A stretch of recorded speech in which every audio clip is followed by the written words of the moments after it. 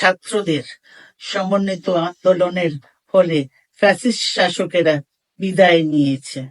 আজ দীর্ঘ ৬ বৎসর পর আপনারা আবার একসাথে ফ্যাসিস্ট মুক্ত বাংলাদেশে একত্রিত হতে পেরেছেন। সেই জন্য আল্লাহর কাছে হাজার শুকরিয়া আদায় করছি। দীর্ঘ ফ্যাসিবাদী বিরোধী সংগ্রামে যারা শহীদ হয়েছেন এবং সম্প্রতি জুলাই আগস্টের ফ্যাসিবাদী শাসকদের নির্মম ভয়াবহ দমন নীতির কারণে গণহত্যায় যারা শহীদ হয়েছেন তাদের প্রতি আমি শ্রদ্ধা জানাচ্ছি। যারা আহত হয়েছেন তাদের প্রতি জানাচ্ছি আন্তরিক সমবেদনা।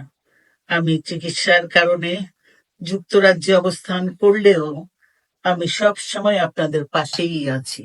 দীর্ঘ 15 বছর গণতন্ত্রের জন্য, আমার মুক্তির জন্য আপনারা যে নিরন্তর সংগ্রাম করেছেন এবং আমাদের অসংখ্য সহকর্মী প্রাণ দিয়েছেন, জুলুম নির্যাতনের শিকার হয়েছেন এবং প্রায় ১.৫ লক্ষ মিথ্যা মামলায় জর্জরিত হয়েছে, এখন আদালতের বারান্দায় ন্যায় বিচারের জন্য ঘুরে বেড়াচ্ছেন।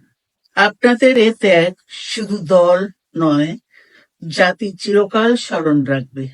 দেশ আজ এক সংকটময় সময়ে অতিক্রম করছে। আপনাদের এবং ছাত্রদের সমন্বিত আন্দোলনের ফলে ফ্যাসিস্ট শাসকেরা বিদায় নিয়েছে। একটা অন্তর্বর্তীকালীন সরকার গঠিত হয়েছে। তাদের কাছে জনগণের প্রত্যাশা রাষ্ট্র মেরামতের ন্যূনতম সংস্কার দ্রুত সম্পন্ন করে গণতান্ত্রিক ব্যবস্থায় ফিরে যাওয়ার জন্য সকলের কাছে গ্রহণযোগ্য একটি নির্বাচন অনুষ্ঠান সম্পন্ন করা। আমার অবর্তমানে দলের ভারপ্রাপ্ত চেয়ারম্যান, সিনিয়র নেতৃবৃন্দ এবং আপনাদের সকলকে সাথে সঙ্গে নিয়ে নিরন্তর কাজ করে দলকে সুসংহত করেছেন।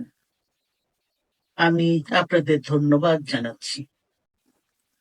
আমি বিশ্বাস করি আপনারা শহীদ প্রেসিডেন্ট জিয়াউর রহমানের আদর্শে আরো উজ্জীবিত হয়ে আগামী নির্বাচনে সাফল্যের জন্য ঐক্যবদ্ধভাবে কাজ করবেন।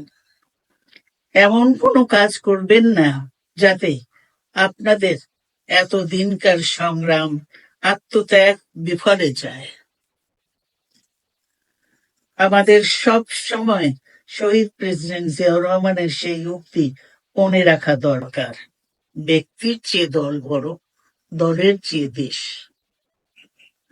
বাংলাদেশের সর্বস্তরের মানুষ, বিশেষ করে তরুণ সমাজ আজ এক ইতিবাচক গণতান্ত্রিক পরিবর্তনের জন্য উন্মুখ হয়ে আছে।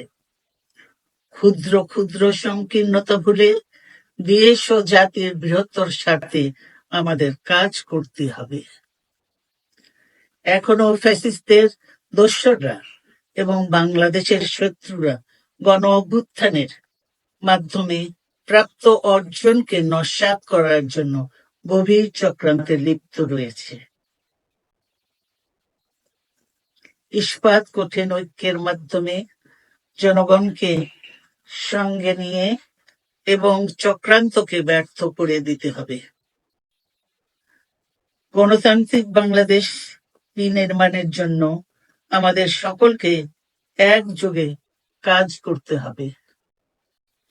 আসুন আমরা আগামী দিনগুলোতে শহীদ জিয়াউর রহমানের স্বপ্নের আধুনিক, সমৃদ্ধ ও গণতান্ত্রিক বাংলাদেশ বিনির্মাণের জন্য আমাদের সর্বশক্তি নিয়োগ করি এবং এত ত্যাগের বিনিময়ে প্রাপ্ত এ অর্জনকে সুসংগত এবং ঐক্যকে আরো বেগবান করি। আমি যুক্তরাজ্য থেকে অসুস্থ অবস্থায় আপনাদের আহ্বান জানাতে চাই, আসুন জনগণকে সম্পৃক্ত করে বাংলাদেশ জাতীয়তাবাদী দলকে পূর্বের ন্যায় আন্দোলন, সংগ্রাম ও রাষ্ট্র পরিচালনায় নেতৃত্ব প্রদানে আরো ঐক্যবদ্ধ এবং সুসংহতভাবে গড়ে তুলি। আপনাদের মাধ্যমে ছাত্র, যুবক সহ দেশবাসীর কাছে আহ্বান রাখতে চাই।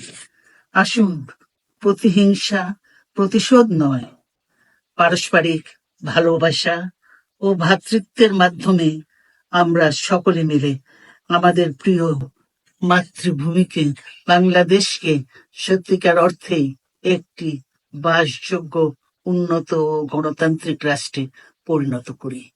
আল্লাহ হাফেজ। বাংলাদেশ জিন্দাবাদ।